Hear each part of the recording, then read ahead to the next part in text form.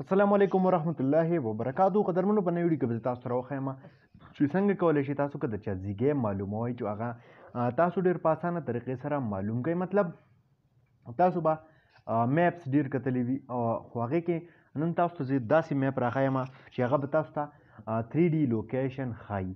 مطلب په هغې کې نور هم ډېر شي اپشن دي خو مین خبره دا ده چې هغه به ډېر په اسانه تاسو استعمالولی شئ او ډېر په اسانه طریقې سره به تاسو پې د هر چا زیږی معلومولی شئ. خپل زیږی به پې هم معلومولی شئ. که چېرته ناشنا زیږي ته لاړ شئ نو په هغې کې پکې تاسو روټ فاینډر پکې هم شته دی. فردر ډېر زیات فیچر نور هم ډېر سیوا اپشنان دي پکې.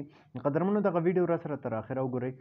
ویډیو سکپ کوئ مه. خو دې نه مخکې ایډوکیشن رس دی که تر اوسه پورې تاسو زموږ ټیکنیکل پښتو یوټیوب چینل نه سبسکرایب کړی دا سبسکرایب کړئ. خوا کې د غنټۍ نشان هم کلیک کړئ چې زموږ نوي ویډیوز تاسو ته په وخت باندې در رسېږي. دې لپاره به دغه اپلیکیشن ضرورت وي تاسو ته. د دغه اپلیکیشن لینک موږ تاسو ته په ډسکرپشن کې درکړی دی.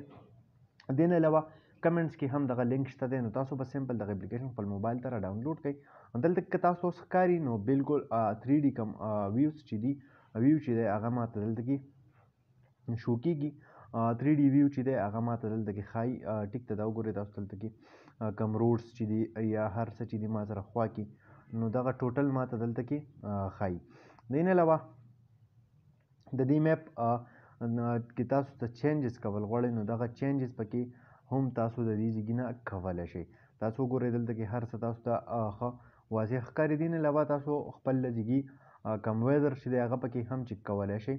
ټیک ته ویدر کتل غواړئ نو هغه پکې هم کتلی شئ.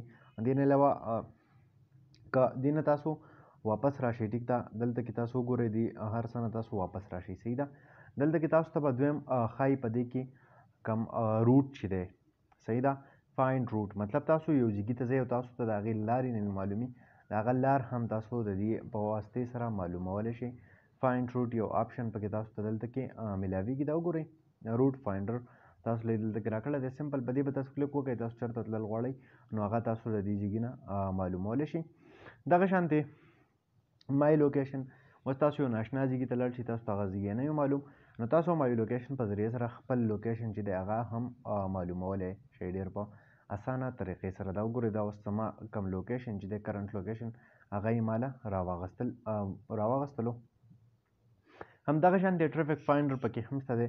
مطلب تاسو سره چېرته کې دوه روډونه وي او تاسو غواړئ چې په هغه روډ باندې تګ وکئ په کم باندې چې رش نه وي مطلب ټریفک پې نه وي نو تاسو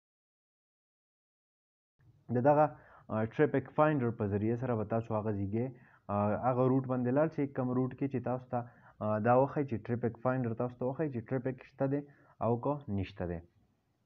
دا پکې هم یو ډېر ښکلی او ډېر ښه آپشن دی تاسو دپاره که څوک چېرته سفر کول غواړي نو سفر کې ځان د رش نه بچ کول غواړي نو هغه یې هم استعمالولی شي.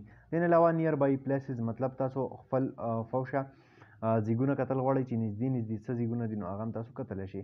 دغه شانتې که تاسو راشئ دلته کې تاسو وګورئ کم فیمس پلیسز مشهور زیږونه چې دي هغې معلومات یا دغه شانتې تاسو کنټري انفارمیشن اخیستل غواړئ یا سپیډ میټر پکې هم شته دی. ویدر هم شته دی. لوکیشن شیر کولی هم شئ د دې ځیږي نه او کمپاس پکې هم شته دی. قبله پې هم تاسو معلومولی شئ.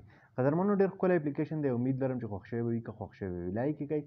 چینل سبسکرایبول مه هېروئ. ملګرو سره یې شیر کړئ. تر بلې ویډیو د خپل ځان ډېر زیات خیال ساتئ. د خدای په امان.